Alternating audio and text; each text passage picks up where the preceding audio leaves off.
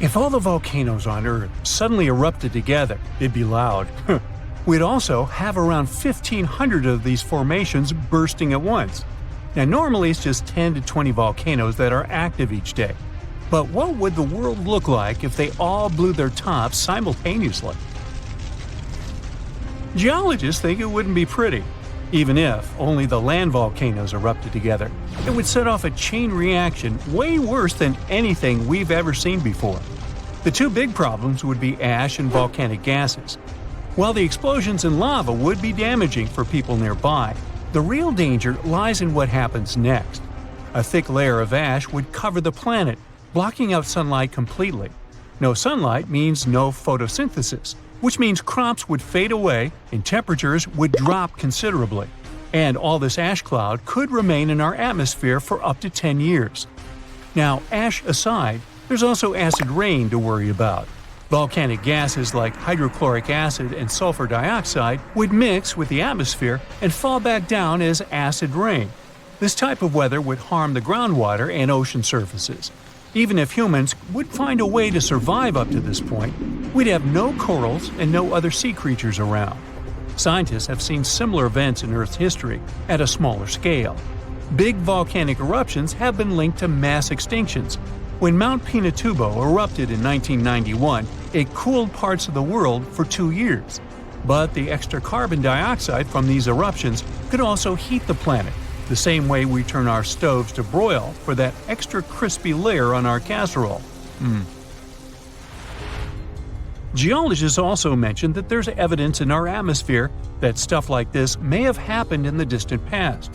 During the Cretaceous period, carbon dioxide levels were way higher than today, which made it difficult for marine life to thrive.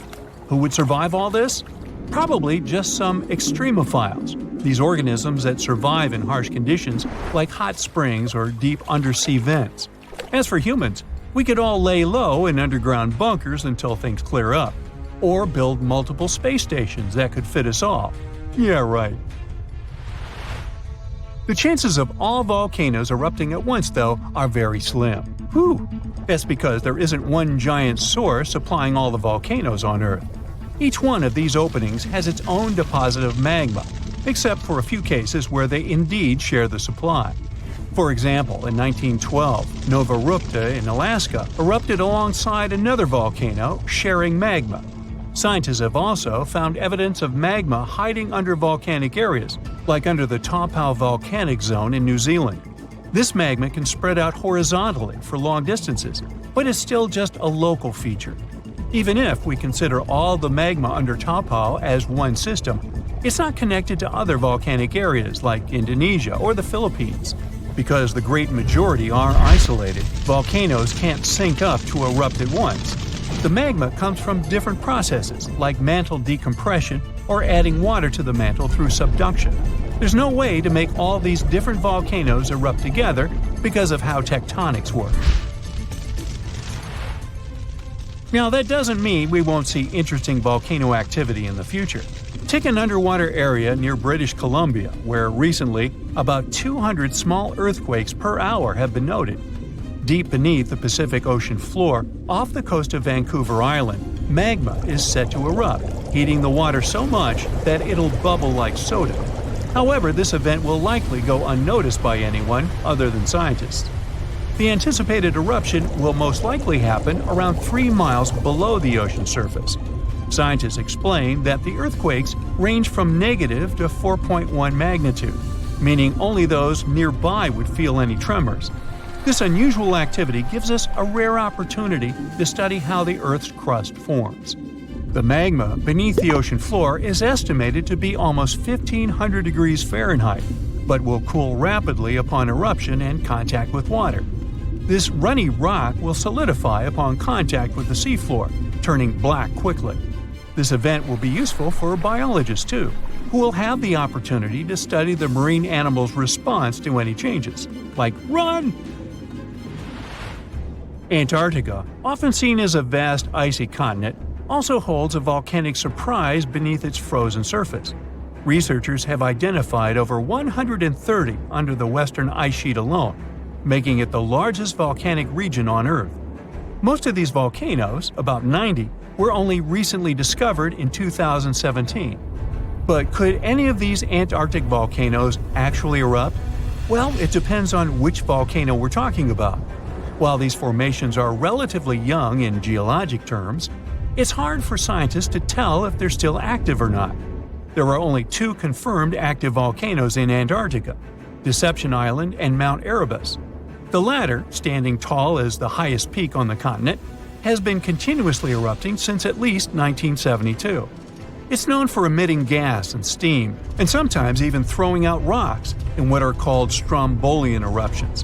One of its most notable features is a persistent lava lake in its crater, a rare phenomenon due to specific conditions needed to keep the surface molten.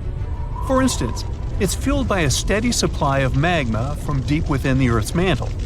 This continuous inflow of molten rock provides the material for the lava lake to exist. It also features low ambient temperatures. Despite its location in Antarctica, Erebus has relatively mild temperatures in its summit region because of the heat generated by the volcanic activity. This allows the lava lake to remain liquid rather than freezing over. Deception Island, another active volcano, last erupted in the 70s. While it's currently not showing signs of imminent eruption, it's being monitored closely for any concerning activity. Apart from these two being confirmed to be active, Antarctica is dotted with fumaroles, openings in the Earth's crust that release gases and vapors. Sometimes these fumaroles can create icy towers reaching heights of 10 feet. What we should focus on is maybe supervolcanoes. They're this type that has the potential to produce the most massive and destructive eruptions. Unlike the typical one, which has a single vent, supervolcanoes have a vast magma chamber beneath the surface, spanning tens or even hundreds of miles in diameter. Their eruptions can have catastrophic effects on the surrounding area and even impact global climate patterns because of the amounts of ash and gases they spill out into the atmosphere. One famous supervolcano is the Yellowstone one, which some say is gearing up for another eruption. It has the capacity to unleash a colossal eruption, spewing over 240 cubic miles of material. As much as we'd like to predict its behavior, volcanoes don't stick to a calendar. On the contrary, eruptions simply happen when there's enough magma beneath the surface. There also needs to be enough pressure for the magma to travel upwards. As far as we can measure, these conditions are not currently met at Yellowstone. Sure, many volcanoes operate on a cyclical pattern, but that doesn't mean Yellowstone is overdue. In fact, Yellowstone has had just 3 major eruptions over the past 2.1 million years. Also, the term supervolcano refers to the formation's size, not necessarily how fussy it is. Yellowstone's monitoring is extensive, tracking seismicity, ground deformation, thermal emissions, gas, water chemistry, and surface changes. Signs of an eruption would include thousands of earthquakes over a short period. We'd also see deformation on the ground and weird gas emissions ahead of time. Stable, as it might look like for now, the consequences of it having a major eruption could look ugly. Ash dispersion could blanket a 500-mile radius, potentially disrupting Midwest agriculture and clogging waterways. Ash and gas emissions into the stratosphere could induce global climatic effects, making our planet colder for several years. And yes, we've seen some research that it shows there's more liquid molten rock under the Yellowstone volcano than scientists believe. But that doesn't translate to imminent danger.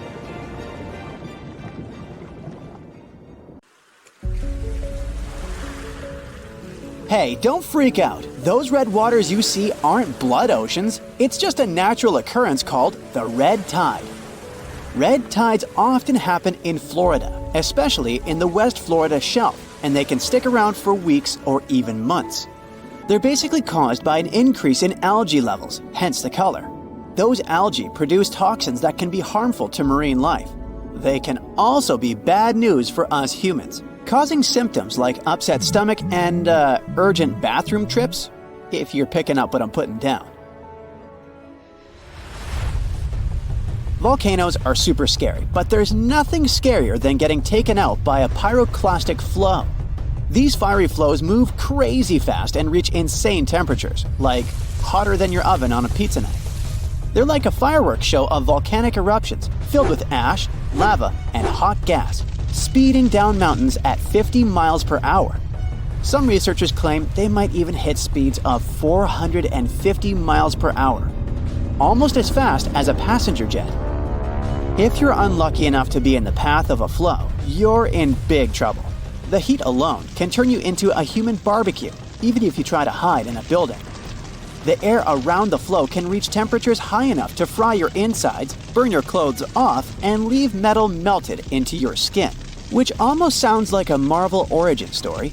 However, a lot of people have met their end because of these flows. But there's one crazy story about a guy named Luger Silbaris, still sounding like an origin story. So on the 7th of May, 1902, there was a major eruption on the island of Martinique.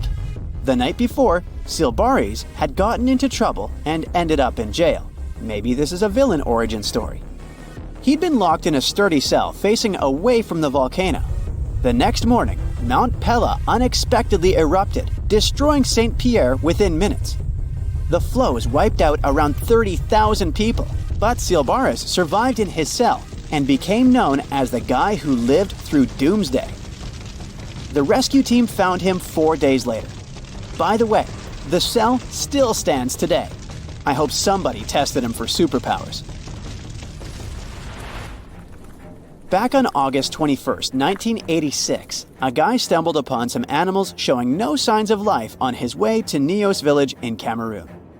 To his shock, he later found out that everyone in the village had mysteriously passed away.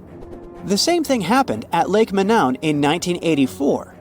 Turns out, those tragic incidents were caused by something called limnic eruptions, which are pretty rare disasters where carbon dioxide suddenly bursts out of lake waters, creating a hazardous gas cloud. These type of eruptions usually happen in lakes with high levels of CO2, which can be caused by things like volcanic gases and high pressure. Any little change in temperature or pressure can set off an eruption. So, experts have started looking into ways to safely release CO2 from lakes like Manaun and Nios in order to lower the risk of more disasters in the future. In March 2024, a video captured a terrifying moment of a woman disappearing into a sinkhole while browsing through a Chinese department store. Guess she got more than she bargained for. Ha ha ha. Moving on. The scene unfolded as the floor beneath her gave way, sending her plummeting into the abyss. In the midst of the chaos, another customer frantically ran away before returning to check on the woman who had fallen. Their quick thinking and the swift response of emergency crews and firefighters saved the day, resulting in only minor injuries for both women. I'm glad that lady checked on her because I would be gone. An anvil cloud is basically a big cloud made of ice particles that forms at the top of really tall thunderstorms, or those huge cumulonimbus clouds. The flat top shape is caused by the air rising in the storm and spreading out when it hits the stratosphere. That's why it's called an anvil. It looks like the tool metal workers use. Duh. The air from the anvil cloud is cooler than the stratosphere air, which keeps it from going any higher. You can spot anvil clouds from really far away, sometimes over 100 miles. Often you might see streaks of snow coming from the edge of the cloud known as virga. The snow disappears before hitting the ground because of the dry air. If you notice clouds poking through the flat top or bubbling up, it's an overshooting top, a sign of a super strong storm. Anvils are known for producing dangerous lightning. Normally, lightning comes from the bottom of a storm, but anvil clouds can produce really powerful lightning from the top. This lightning can strike out of nowhere, even from up to 30 miles away. So keep an eye on those anvil clouds if you see one forming nearby. Lahars are no joke. They're basically fast-moving, super dangerous streams of rock, ash, and water that come down the slopes of volcanoes. It's important for everyone to be aware of them. Scientists, policymakers, and even us regular folks. By understanding how lahars work and their potential impact, we can try to stay safe when volcanoes start acting up. Saving lives during natural disasters is the name of the game. There are two main types of lahars: debris lahars and mudflow lahars.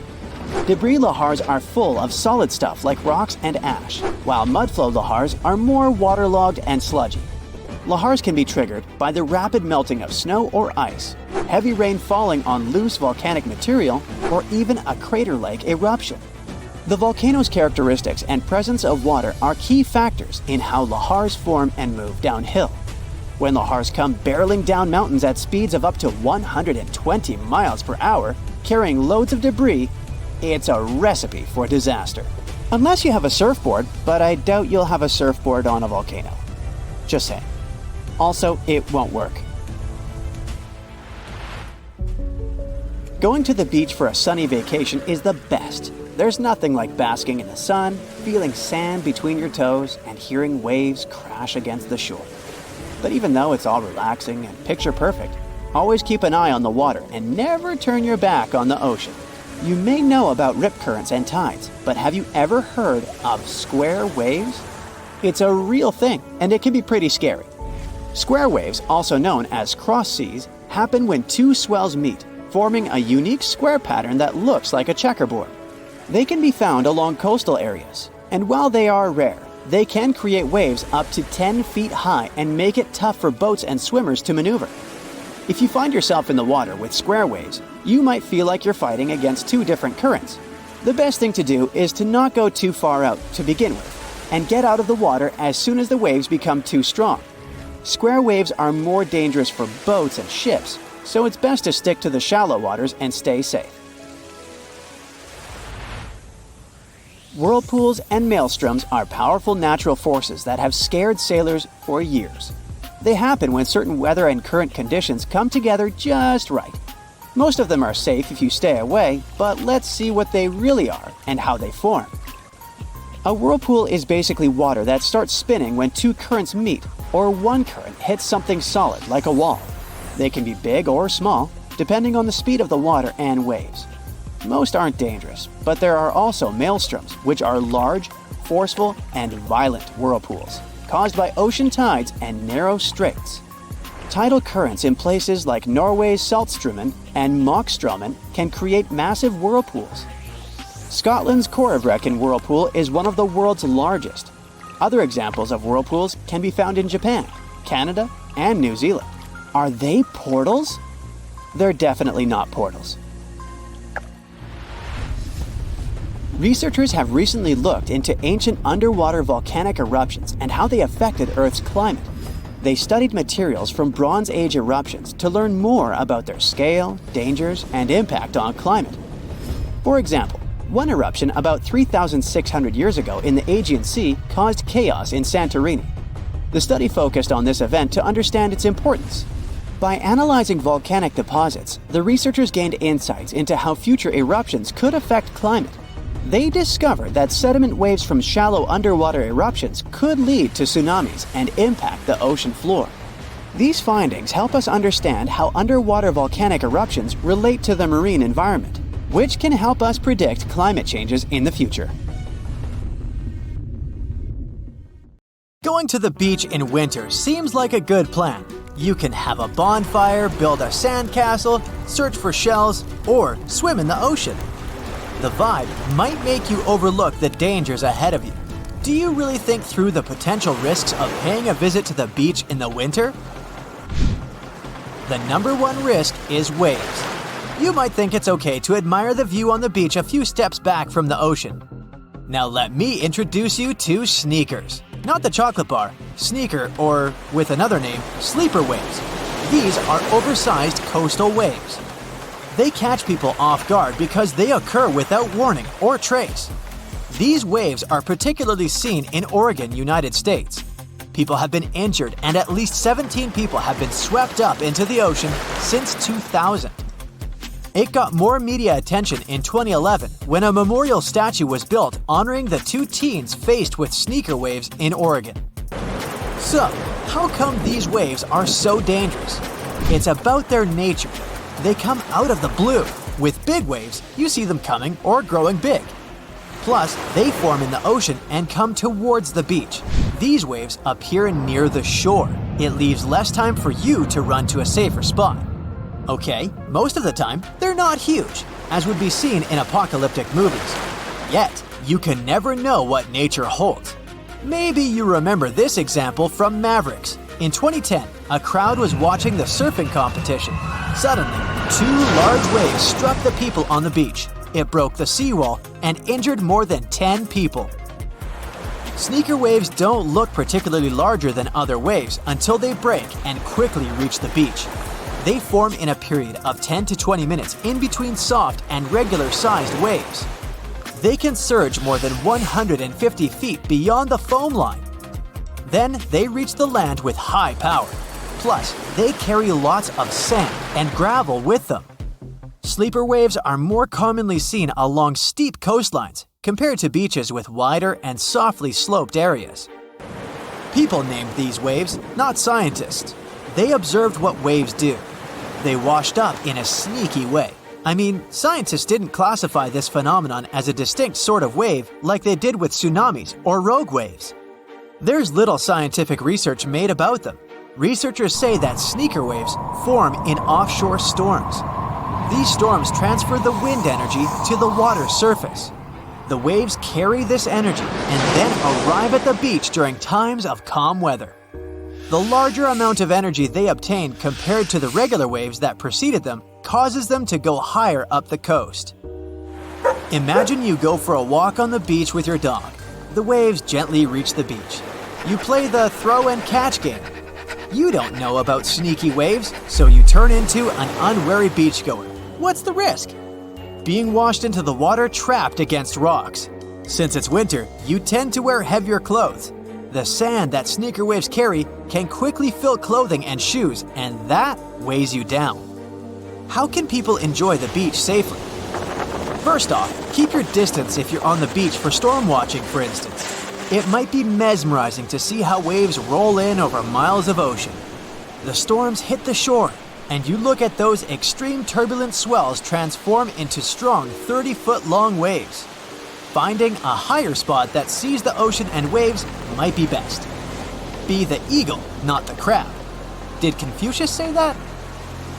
The second tip is if you're determined to storm watch, never turn your back to the ocean. Yes, eyes on the water. Lastly, be mindful of which part of the beach you're walking on. Stay away from the logs because they hold water. The water increases their weight. In the worst-case scenario, the ocean is powerful enough to roll the logs onto you. Let's assume you're hiking near the ocean. Use the designated trails because park authorities determine them as the safest roads possible. Going off-route can sound charming, but it can be dangerous for you and harmful to the ecosystem in the surrounding area. Now that you know where to walk, you can keep your eyes open about the geological stuff. Like the rocks can be slippery, erosion can rip them off. Yeah, it's better to avoid walking near bases of cliffs and bluffs. You'll never know when a natural phenomenon will occur. It might sound a little extreme, but you may want to check the tsunami evacuation routes of the area you're visiting. Tsunamis are hard to predict, but tides aren't. Tide tables are available online. This natural phenomenon looks harmless, yet it can isolate rocks from headlands and the shore. You probably don't want to find yourself with soaked wet clothes in the ocean for no reason. Climbing up onto the logs might not be the best idea either. Sure, they look heavy and sturdy when you're climbing, but even the smallest wave can take you like a leaf flying in the air. Not just logs, but also jetties are tricky. Sudden waves can make you lose your balance, and you can collapse. Let's return to the scenario where you and your dog are walking on the beach. This time your pet sees shorebirds and chases them. Birds could be there for foraging or roosting. Your dog could interrupt their chill zone. They can lose their energy reserves. Can you bump into creatures hiding under the sand? Some sorts of creatures can be dangerous for you. Better not to poke someone's home. Take a look at this one.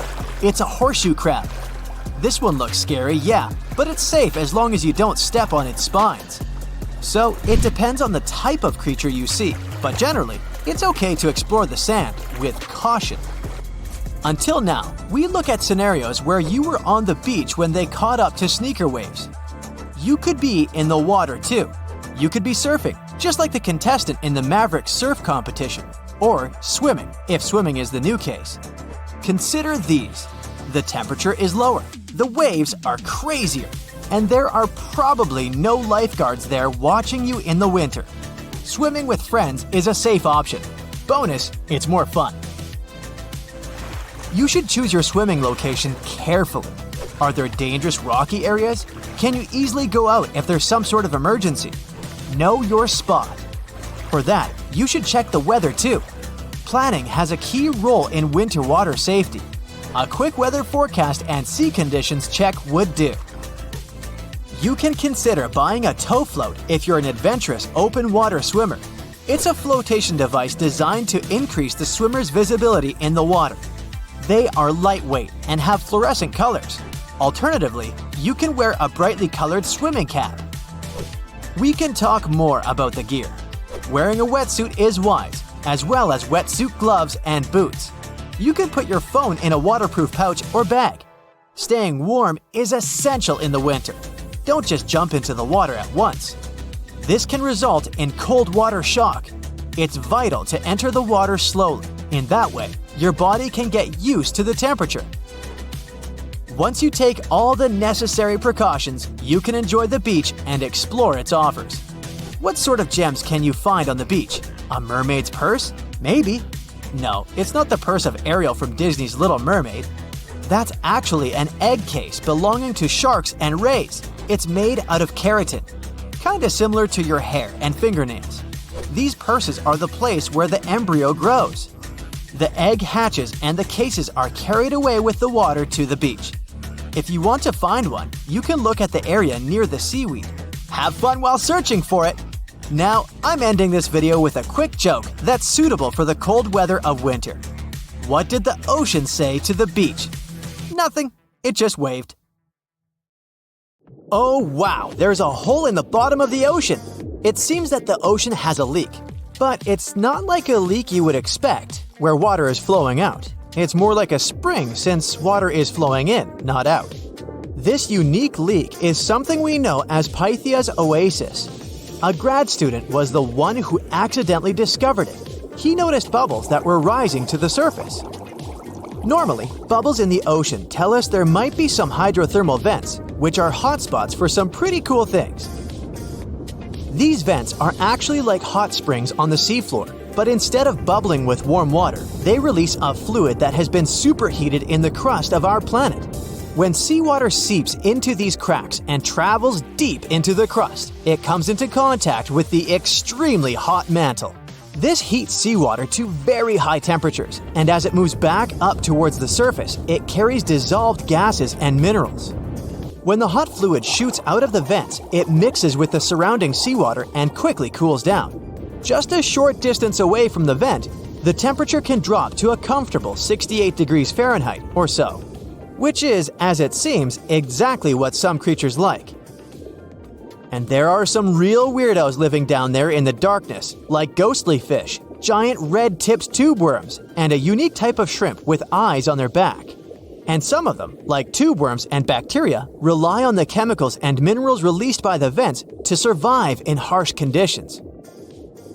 But in this case, the bubbling water didn't come from a hydrothermal vent. It was there because of a spring, and that's a bit more concerning. You see, the water in this reservoir needs to stay where it is. If too much of it seeps out, there could be some serious consequences, especially for the surrounding area. You can see this unusual leak along the Cascadia subduction zone, which is a massive fault line off the Pacific Northwest coast. It's a place where two pretty big plates that make up Earth's crust come together and slide along each other. The water from Pythia's oasis kinda acts as a lubricant between these plates. You can think of the fault zone as an air hockey table. When the fluid pressure is high, it's like you've turned the air on. That means the friction between the plates is reduced, which allows the plates to move.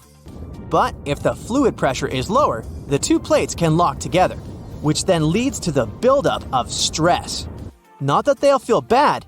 In the context of tectonic plates, stress is some pressure or force that can cause deformation. And if this stress starts to build up, at some point, it's gotta go somewhere.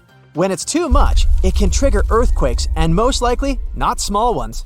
For example, a release of stress in the Cascadia subduction zone could lead to a magnitude 9 earthquake. For comparison, the biggest earthquake we've ever recorded happened in Chile in 1960, and it had a magnitude of 9.5. The damage was enormous. So we hope the water will stay in its reservoir and keep maintaining the delicate balance between the tectonic plates. We've explored only 5% of the ocean. Who knows how many cool things are there at the bottom, waiting to be found? For example, check out these mysterious holes scientists have stumbled upon in the depths of the Atlantic Ocean, near the Azores. They're neatly aligned and are about 4 inches apart, or in some cases, even several feet. They resemble punctures left by a sewing machine. Some think these holes could have a biological origin. For instance, some fish may have made them while walking along the seafloor. Others believe we could be looking at something that's human-made, maybe left by a spiked tire. Of course, such holes are perfect for making up stories about creatures from other planets who allegedly made them. Or maybe even legendary monsters, like that one from Loch Ness. It's definitely hard to explain such symmetry of the holes, but one deep-sea biologist offered a pretty good explanation. He said there could be an animal burrowing beneath the sediment, and from time to time, it could make little chimneys just to get access to clean water circulation in its small burrow. I mean, there are sediment piles around the opening of each hole, and they do support the idea that something pushed the soil from below. But there's still no proof these holes are actually connected beneath the surface. And there are also a lot of things hidden at the bottom of the oceans and seas that ancient civilizations left us. For instance, archaeologists made a really cool discovery off the southern coast of Croatia, a road hidden under layers of sea mud that's 7,000 years old. They found the ancient road at the sunken Neolithic site of Solin. The site of Solin was a human-made island in ancient times, and an archaeologist discovered it 2 years ago. He was studying satellite images of the area around Korčula, one of the beautiful Croatian islands. When he realized there could be something interesting at the bottom of the sea, he dove into the water with his colleague. And under the surface of the Adriatic Sea, which is part of the Mediterranean Sea, at a depth of 13 to 16 feet, they found stone walls that were most likely part of some ancient settlement. The landmass where people built the settlement was separated from the main island by a narrow stretch of land. Luckily, this area is protected from big waves by the surrounding islands, so the site remained relatively well preserved. It's now hidden beneath the surface of the sea and covered in mud. But it's so exciting to imagine how people walked on that road nearly 7,000 years ago, visiting nearby settlements. If you want to see the weirdest creatures, you can always head to the bottom of the sea. Actually, scientists have determined there could be more than 30 potentially new species at the bottom of the Pacific Ocean. They've collected them using their remote-controlled vehicle. That's a big step because until recently, they could only study such creatures through photographs. I'm talking about segmented worms, different types of coral, some invertebrates similar to centipedes, and many others. But there are also many old freaky creatures that we already know about that look like they came from sci-fi movies. Red octopus, blobfish. Okay, this one kinda looks normal until you raise it to the surface. The goblin shark, Sloane's viperfish, zombie worms. Ugh. Yeah, I hear ya. Let's move on. The seafloor hides things from space too. There are traces of rare forms of plutonium and iron at the bottom of the Pacific Ocean. And what's awesome is that all this has come from space. These radioactive materials probably formed during some kind of cataclysmic event in space and eventually made their way out to our beautiful home planet. And this extraterrestrial debris most likely appeared on Earth within the past 10 million years. After it fell to the Pacific Ocean and settled at a depth of almost a mile, it became part of all those layers of rock down there. Plutonium is especially exciting for scientists. I mean, only tiny amounts of it have been found, hundreds of atoms maybe. But it's still remarkable because these atoms are created by exploding stars. Things like this can help us better understand how the universe produces elements heavier than iron, like plutonium, gold, uranium, and platinum. We're still not sure about the origins of these elements. For a long time, scientists believed that supernovae, which is when a star comes to its end in a fabulous explosion, were responsible for creating these heavy elements. But it seems it's not just that. Some other cosmic events, such as the collision of neutron stars, which are super dense collapsed stars, or some rare types of supernovae, could also be involved. Whoa, let me get my popcorn! It's the 15th of January, 2022, 4:47 p.m. local time. It will start any moment. Here, do you feel these jolts? The South Pacific is about to experience one of the most powerful volcanic eruptions ever recorded by modern instruments. The eruption begins at Hunga Tonga Hunga Ha'api, an underwater volcano in the Tongan archipelago. The eruption itself is enormous. Its volcanic explosivity index is at least VEI 5, with the maximum being 8. It's as powerful as such historic catastrophes as Mount St. Helens in 1980 and Mount Vesuvius in 79 CE. The eruption releases a staggering 2.4 cubic miles of volcanic material and sends over 150 million tons of water vapor into the stratosphere. This amount of water vapor would have been enough to fill 58,000 Olympic swimming pools. Additionally, the eruption generates the fastest underwater currents ever recorded and triggers large tsunamis that struck areas as far as Peru, more than 6,200 miles away from the volcano. And it takes at least 4 lives, with even more missing. But the craziest thing is that just before the eruption, 15 minutes ahead of time, there was a kind of warning. But as it often happens, people simply missed them. 2 seismic stations, about 466 miles away from the volcano, which is pretty far for this kind of thing, picked it up. They figured out it was a Rayleigh wave, which is a type of seismic wave that moves along Earth's surface. This wave was caused by a fracture in the ocean floor, where magma and seawater started to interact under a lot of pressure. That's likely what triggered the eruption. The crazy thing is that normally, volcanic seismic signals are pretty small and can only be detected close to the volcano. But this Rayleigh wave traveled way farther than usual and was much stronger. It means there had to be a massive amount of movement going on beneath the surface before the eruption. While people on the ground didn't feel it, those distant sensors picked it up. And this discovery is great for identifying volcanic threats earlier in the future and for improving early warning systems. If scientists can detect these seismic precursors, they could give a heads up before an eruption happens. That would give people time to evacuate and reduce the chances of injuries or property damage, especially for underwater volcanoes like this one, which can also trigger fatal tsunamis. Now, the eruption was big, but its impact was mostly contained. However, this discovery underlines how important seismic data is for predicting and preparing for these disasters. Even though this precursor wasn't used to issue a warning during this eruption, the idea that we could use this kind of information in real time during future eruptions is really promising, especially for underwater eruptions, which apparently might give us more warning time than we thought. Even though we wouldn't have been able to hear that precursor warning signal, there is a sound so loud it could actually finish you. And while such sounds are incredibly rare, the loudest noise ever recorded was indeed fatal to those who were close enough. On 27 August 1883, the eruption of the Krakatoa volcano in Indonesia created the loudest noise ever measured. It's thought to have been an astonishing 310 decibels at the source. To put this in perspective, a hand drill produces the sound of 98 decibels. The noise produced by a jet engine measures 140 decibels.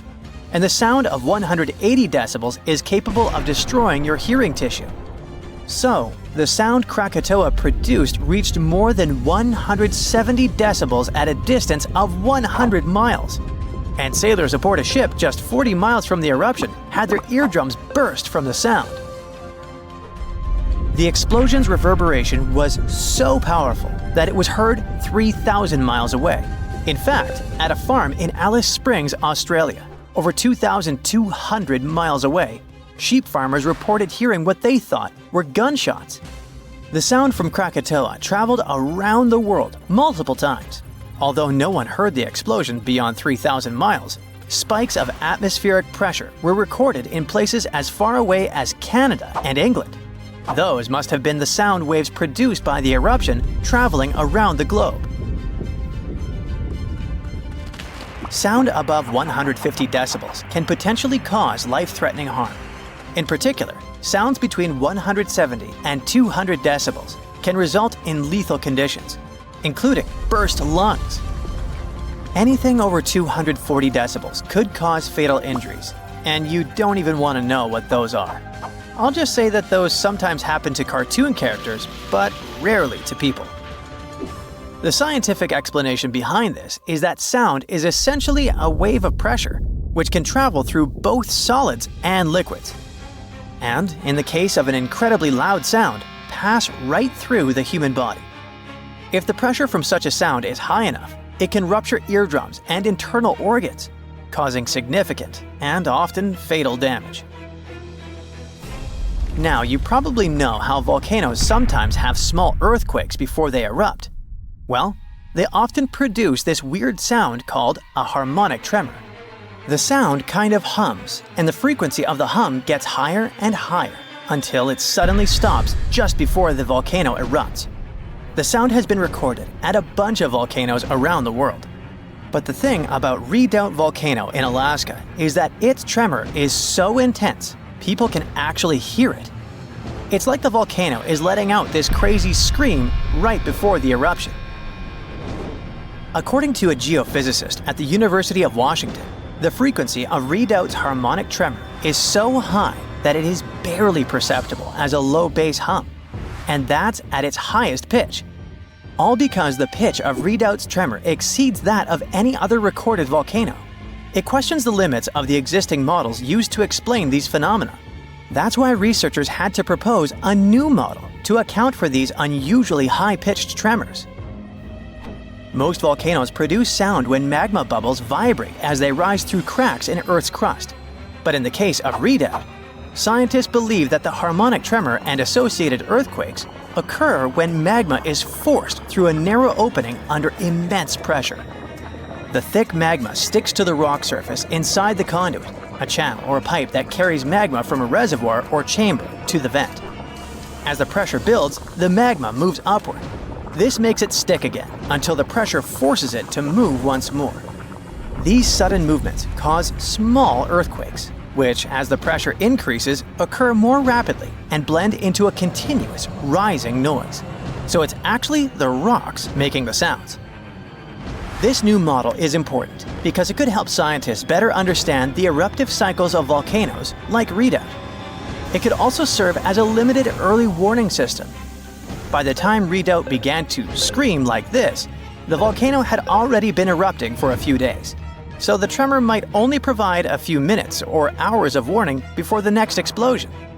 The harmonic tremor at Redoubt reaches an extremely high frequency, then falls eerily silent before the volcano erupts again.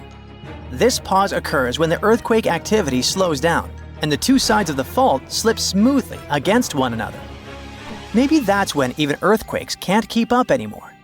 The new model may also apply to other volcanoes, such as the Soufriere Hills volcano on the Caribbean island of Montserrat. The research team is now planning to investigate why the pressure at Redoubt is concentrated in one specific spot. To move ahead in their research, the scientists have created 2 recordings of Redoubt's seismic activity. The first, a 10-second recording, compresses about 10 minutes of seismic sounds and harmonic tremors, sped up 60 times. The second, a 1-minute recording, condenses roughly an hour of activity, including more than 1,600 small earthquakes that had occurred before Redoubt's first explosion with harmonic tremor. These recordings could provide crucial insight into the dynamics of volcanic eruptions and the signals that precede them. Frankenstein, unreasonably cold weather, and tons of lava. What do these things have in common? They all trace their origins back to Mount Tambora. This volcano in Indonesia had such a massive impact that the aftermath could be felt in Switzerland even a year later, and these spots are thousands of miles apart. Soon, we might be facing something similar again. Stick around because I'm about to reveal the exact spot where the next eruption is expected to happen in 2025. Back in 1815, Mount Tambora erupted with unprecedented force, sending a colossal cloud of fine particles into the atmosphere. This cloud reflected sunlight, leading to global cooling and even the year without a summer in 1816. Temperatures plummeted, crops failed, and families worldwide faced food shortages, compounded by various health issues. Fun fact: Frankenstein appeared because of abnormally cold weather in the summer of 1816. The author got stuck indoors in Switzerland and wrote this story to pass the time. But that is the only positive aftermath. In England and Ireland, people struggled to find food. The crops were too bad that year, and this year without summer cost them lives, all because of the eruption in Indonesia. While many other volcanoes have erupted since then, none have had consequences as dramatic as Tambora. However, climate professor Marcus Stoffel from the University of Geneva believes potential serious eruptions aren't just a matter of luck, it's only a matter of time. So it's up to us. We can sit back and wait for the inevitable, or we can start preparing today. This future eruption will happen in a world that's vastly different from the one in 1815. Not only is our planet more densely populated now, but we've also experienced irreversible changes that affect our daily lives. Now, if you think volcanoes are always the bad guys, think again. They've actually played a crucial role in shaping our planet. They help with land formation, atmospheric development, and climate modulation. Just look at Yellowstone, for example. When thick lava oozed to the surface, it spread across the landscape and transformed the area forever. When volcanoes blow their tops, they release a mix of lava, ash, and gases, including carbon dioxide. But don't worry, compared to the emissions from fossil fuels, the amount from volcanoes is pretty tiny. What scientists are really keeping an eye on is sulfur dioxide, because it can have a big impact on our climate. When a major volcanic eruption happens, it can send sulfur dioxide soaring into the stratosphere, which is about 7 miles up in the atmosphere. Once there, it transforms into tiny aerosol particles that scatter sunlight, helping to cool the planet. This cooling effect isn't immediate though.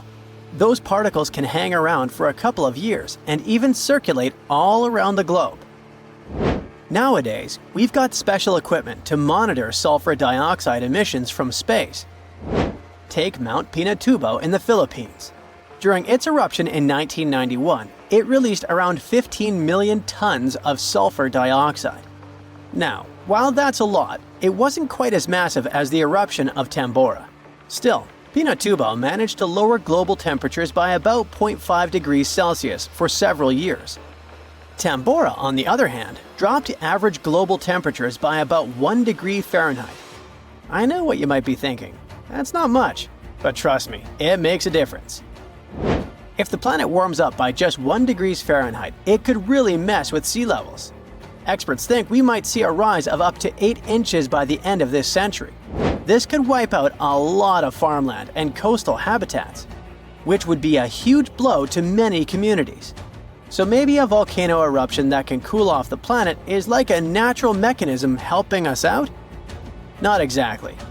While it does cool the planet off, don't get tricked into thinking it's the kind of coolness our planet needs. Such temperature shifts can severely mess up with the crops, like they did in 1816. There's also evidence that major eruptions can disrupt rainfall patterns, leading to drier conditions in monsoon regions across Africa and Asia.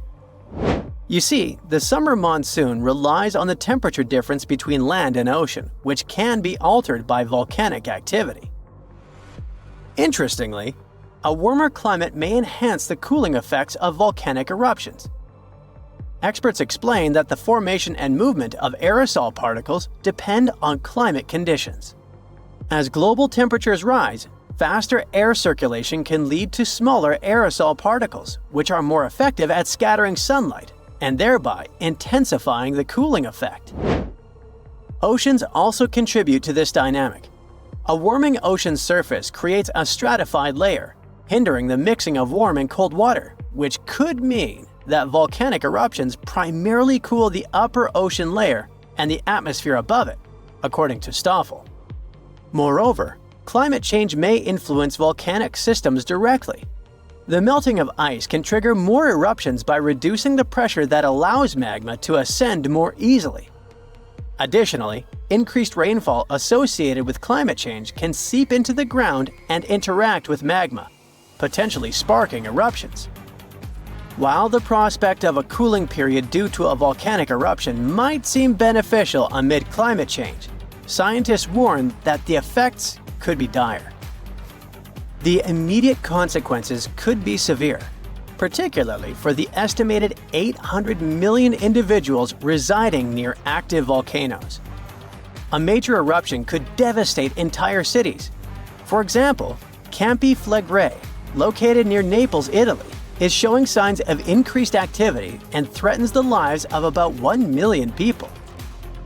Now, if you're from Oregon, beware, as experts say this state might experience volcano eruptions. Are you scared? Don't be. It's actually not as scary as it seems. Let me explain why.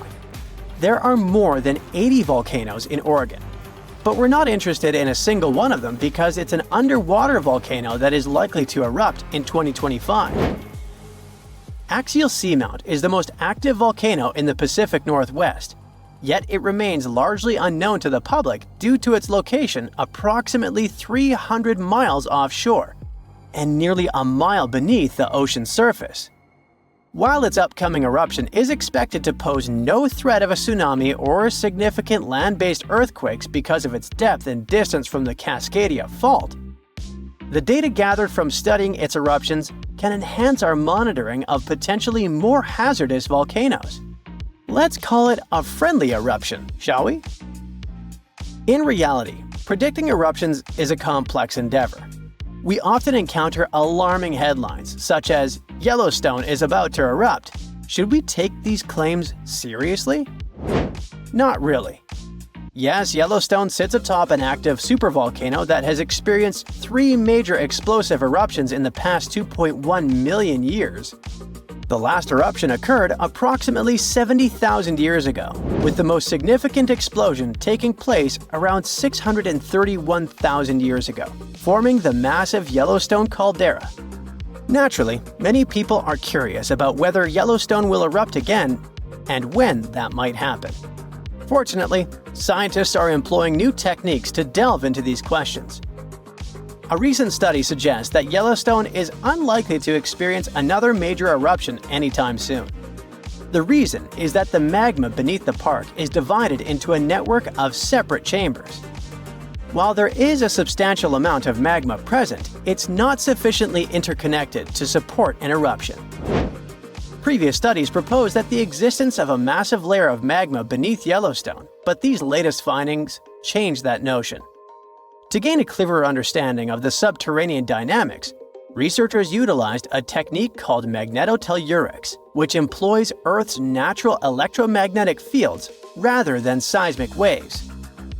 Since magma is a good conductor of electricity, this method is particularly effective for mapping molten rock and comprehending underground activity in volcanically active regions. By using magnetotellurics, scientists created a detailed map of the magma under Yellowstone, enabling them to make more informed predictions about future eruptions. But what will happen if an eruption similar to Mount Tambora occurs? By and large, there will be huge climate chaos. Yeah, the best scientists are looking for the solution should it really happen, but they don't have it yet. So technically, we're not ready for the second Mount Tambora. But for now, we're pretty much safe. No major eruptions are predicted. Whew! These ominous rumbling sounds, the ground shaking under your feet, wait a minute, that's my tummy. Or it might be Washington State's Mount Adams waking up. It's the largest volcano in the state by both area and volume, and it's recently started to show signs of life after staying silent for thousands of years. Scientists have noticed an alarming uptick in seismic activity around the mountain. And since the last eruption here happened between 3,800 and 7,600 years ago, humanity was still in the Stone Age at that time. This sudden chattiness has scientists, let's say, curious. The U.S. Geological Survey has hurriedly installed temporary seismic stations around Mount Adams to keep an eye on the situation. At the same time, they reassure the public there's no need to panic. Mount Adams doesn't reach the height of the better-known Mount Rainier, and still it covers a massive area, making it Washington's largest active volcano. Interestingly, records show that before September of this year, Mount Adams had experienced an average of just one small earthquake every 2 to 3 years since 1982. And then, the Cascades Volcano Observatory and the Pacific Northwest Seismic Network detected a staggering 6 earthquakes in just 1 month, September. These quakes were all rather tiny, with magnitudes ranging between 0.9 and 2 on the Richter scale. It means they were so weak you wouldn't feel them at the surface. Plus, satellite imagery confirmed there was no ground deformation in the area. Now, at the moment, the USGS keeps Mount Adams' alert level at green or normal, so we shouldn't worry about the ground opening and swallowing towns and cities.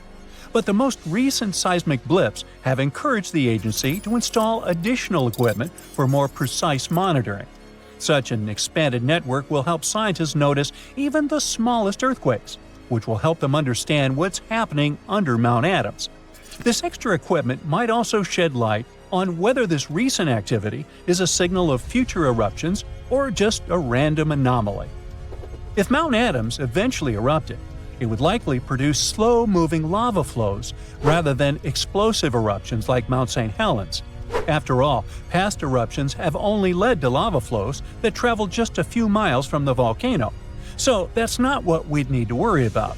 A much more dangerous thing would be lahars. These are mud flows that can happen when volcanic ash, rock, and melted ice mix during eruptions. Lahars have occurred near Mount Adams without even eruptions. Rock, weakened by hydrothermal processes at the volcano's summit, suddenly broke loose, creating fast-moving, destructive mud flows. Exactly for this reason, the USGS categorizes Mount Adams as a high-threat volcano. While it doesn't erupt frequently, it still poses serious risks to nearby settlements. Another volcano we should carefully watch is Katla in Iceland. It's one of the country's most powerful and dangerous volcanoes. It last erupted over a century ago in 1918, but if it erupts again, it could be 10 times as powerful as another Icelandic volcano whose name I can't pronounce. See? That one erupted in 2010, completely disrupting air travel all over Europe. An eruption of Katla could release large amounts of sulfur dioxide, which could form sulfate aerosols in the atmosphere. Such aerosols reflect sunlight, which could even cause temporary global cooling. This phenomenon often followed catastrophic volcanic eruptions in the past.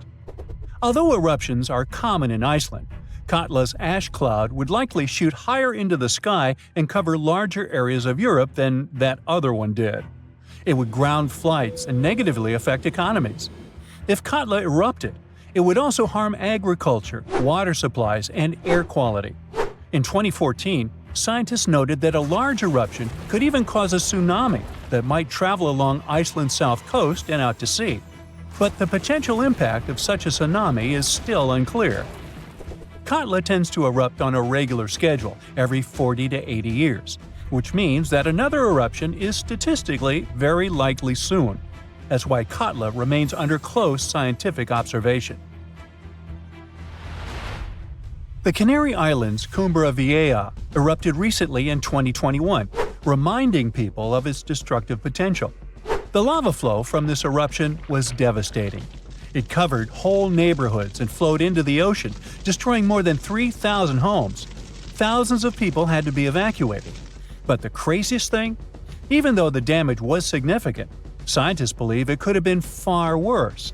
A massive eruption of Cumbre Vieja could have caused the volcano's entire western flank to collapse into the Atlantic Ocean, triggering a mega tsunami. This hypothetical tsunami could have potentially created waves hundreds or even thousands of feet high. They could have flooded coastlines around the Atlantic basin, including parts of the US and Europe. Luckily, recent studies claim that a collapse of that scale is unlikely. But even though the chance of a mega tsunami is low, scientists still think it's wise to prepare for possible eruptions because there's a chance of extensive damage. The lava flows that occur at this volcano tend to be extensive and dangerous to both human life and the infrastructure on the island. If you decide to travel to Ecuador, you should be wary of Cotopaxi, one of the most active volcanoes in this country. It's been rumbling with minor eruptions since 2022. While these eruptions have been relatively small, Cotopaxi has a great potential for a major eruption, and it has scientists on high alert. If Cotopaxi erupted on a large scale, it could produce a massive ash cloud over 12 miles high, threatening the lives of around 200,000 people in the neighboring area. A serious danger is Cotopaxi's snow-capped summit. It would melt super rapidly in a major eruption. It could lead to destructive floods and landslides that would flow down the mountain and potentially reach populated areas. This combination of volcanic activity and glacial floods makes Cotopaxi a high-risk volcano. A powerful eruption could occur soon, or it could be years or even decades away. But monitoring efforts are in place to catch any warning signs. The next volcano we should watch out for is already infamous, Mount Vesuvius. Its catastrophic eruption in 79 CE destroyed the Roman cities of Pompeii and Herculaneum. Its last eruption occurred in 1944, but Vesuvius remains highly active and poses a great risk to nearby Naples, one of Italy's largest cities. A large eruption would threaten over 3 million people. Many of them live in the vicinity or even directly on the slopes of the volcano. If Vesuvius erupted, it would be an explosive event, with ash, rocks, and volcanic gas ejected at extremely high speeds. And even though such a destructive event isn't expected for a few hundred years, Vesuvius remains one of the world's most closely watched volcanoes. After all, it has a real potential to cause catastrophic damage in a densely populated area. Then we have Popocatépetl, often called El Popo. It's one of North America's tallest active volcanoes, which lies about 40 miles from Mexico City. Exactly this proximity to a metropolitan area with a population of 22 million people makes Popocatépetl especially hazardous. A large eruption could send a massive ash cloud over Mexico City, causing widespread disruptions. Ash could clog the city's drainage systems, contaminate water supplies, and even cause power outages by short-circuiting electrical systems. Plus, lahars could rush down the volcano, reaching nearby towns. Popocatépetl has been showing near-constant seismic activity since the early 2000s, and smaller eruptions are pretty common here. In early 2024, there were 13 recorded minor eruptions, which alarmed nearby towns. At the same time, volcanologists consider such eruptions normal for Popocatépetl. While talking about super dangerous volcanoes, we can't skip Yellowstone National Park. It houses one of the world's largest supervolcanoes. Its last massive eruption occurred about 640,000 years ago. But if this monster were to erupt today, the impact would be much more devastating for the entire planet. States closest to Yellowstone, including Montana, Idaho, and Wyoming, would be most affected, likely experiencing disastrous pyroclastic flows. These flows, which are made of a dangerous mix of lava, ash, and gases, can obliterate everything in their path. Large parts of the country would also be blanketed in volcanic ash, over 3 feet in some areas. On a global scale, an eruption at Yellowstone would send tons of ash and gases into the stratosphere, potentially blocking sunlight and causing global temperatures to drop for a few years. This would disrupt agriculture, collapse transportation systems, and create food shortages on a massive scale. Still, even though there's a popular myth that Yellowstone is overdue for an eruption, geologists clarify that this isn't true. Volcanoes don't follow precise timetables, and the activity at Yellowstone doesn't indicate an imminent eruption. So yeah, that's good news. Phew, you can finally send that last report for the day and breathe out. The weekend is around the corner. But just when you're about to hit send, you're alarmed by the low rumbling under your desk. Is it the light rail passing by? Unfortunately, that's not the case. It's a volcano speaking. What, here? In Arizona? That's right, the ground keeps shifting under Arizona, reminding us that Earth is alive. No panic though. Let's arm ourselves with some context. 20 American states have extinct, active, and dormant, currently sleeping, volcanoes. Among such states, you can find California, New Mexico, Nevada, Utah, and Colorado. On the bright side, Arizona's volcanoes are dormant at the moment, but it doesn't mean they won't go off in the near or not so near future. Now, how about traveling to Arizona to check the traces of its active volcanic past? They dot the desert landscapes of this state like spots dot a Dalmatian. There are entire volcanic fields southwest of Phoenix, east of Douglas, near Flagstaff, north of Kingman, and near the Mexico border. The most worrying thing about these fields is that even though they're not active at the moment, eruptions in this region might happen every 1,000 years or so. Well, the time seems to be up. The last powerful and destructive volcanic eruption occurred around 1,000 years ago at the Sunset Crater. Oh, this place is worth paying more attention to. And we will, but a bit later. First, we have to talk about hotspots. No, not that place where you can surf the web. In our volcanic context, a hotspot is a place where insane amounts of heat melt the overlying crust, Earth's thin outer layer, and form volcanoes. This heat rises from the mantle, which is located between our planet's dense, superheated core and the crust. Want to see an example of this type of volcanism? Welcome to the Hawaiian Islands. The Big Island has its active volcanoes because, at the moment, it's situated on top of the Hawaiian hotspot. The older Hawaiian Islands were once there too, but later they drifted off towards the northwest. It happened because that's where the oceanic crust on top of which they sat, namely the Pacific Plate, moved. Now, look at the world's ocean basins. Yes, they're literally dotted with islands that sit on top of hotspots, like Hawaii, Iceland, Samoa, the Galapagos. Those are probably the most famous examples. But don't think that continents can't host hotspots. They can, but those are far less common. One of the most famous continental hotspots is, I bet you know it. Yep, the one beneath the Yellowstone caldera. By the way, the caldera is a vast volcanic crater, especially one formed as a result of a massive eruption that led to the collapse of the mouth of a volcano. The Yellowstone hotspot is basically the creator of Old Faithful and the rest of the hot springs and mud pots for which the national park is famous. Speaking of Old Faithful, let's make a small detour and pay more attention to this wonder of nature. It's one of the most well-known geysers in the world. People have been coming from all over the globe to see it for more than a century. The cool thing about this geyser is that the likes of it can only form under very specific conditions. That's why they're pretty rare. Magma under the surface superheats pockets of underground water.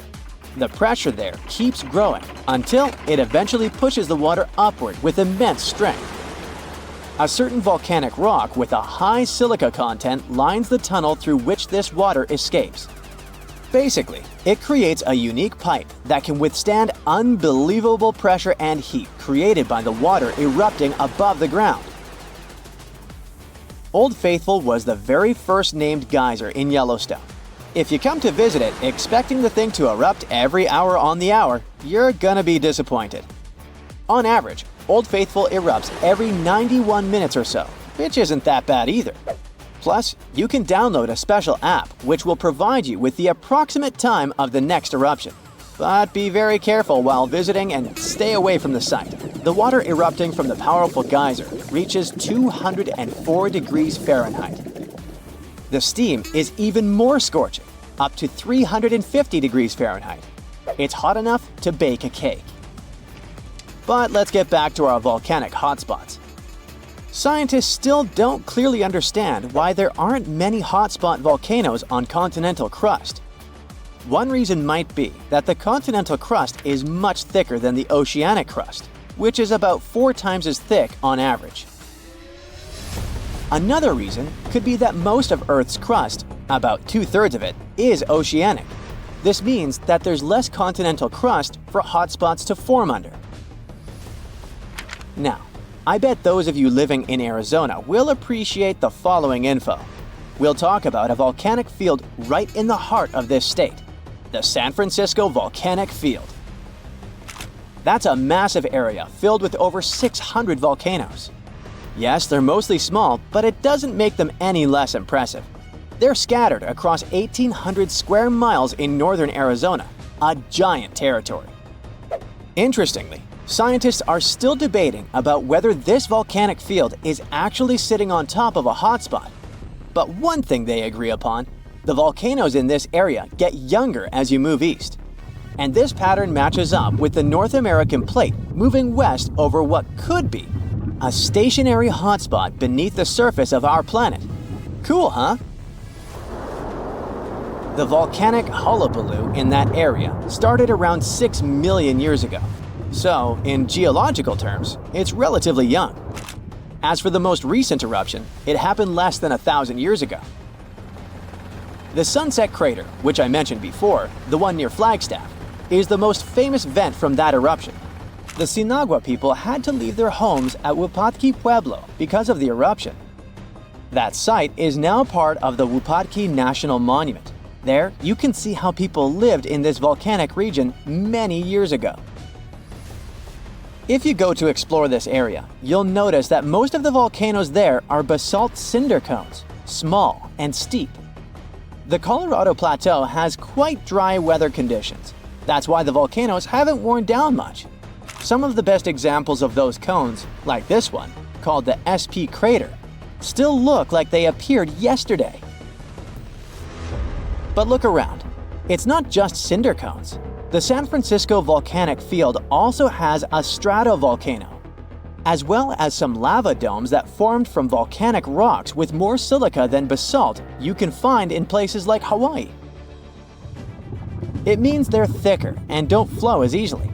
Anyway, the stratovolcano is going to be one of the most epic sights you'll come across while exploring this volcanic field. Well, not the stratovolcano itself, but the San Francisco peaks, the remains of that giant formation. They stand tall at more than 12,600 feet. That's 4.5 Burj Khalifas placed on top of one another. It makes the peaks some of the biggest landmarks in northern Arizona. They're not only stunning, but also sacred to the Native American people who have lived in the area for many generations. Now, unlike those super active volcanoes in Hawaii, the San Francisco Volcanic Field takes its time, thousands of years between eruptions. But you shouldn't relax just yet. Geologists say another eruption is likely to happen one day. It will probably occur in the remote eastern part of the field, away from big towns. Phew! And if that next eruption is anything like the one that formed Sunset Crater, it would be quite the show. Lava fountains and rivers of lava flowing. At the same time, the next eruption might not happen for centuries, maybe even millennia. Until then, the San Francisco Volcanic Field will remain a hidden gem of volcanic history, waiting for its next fiery performance.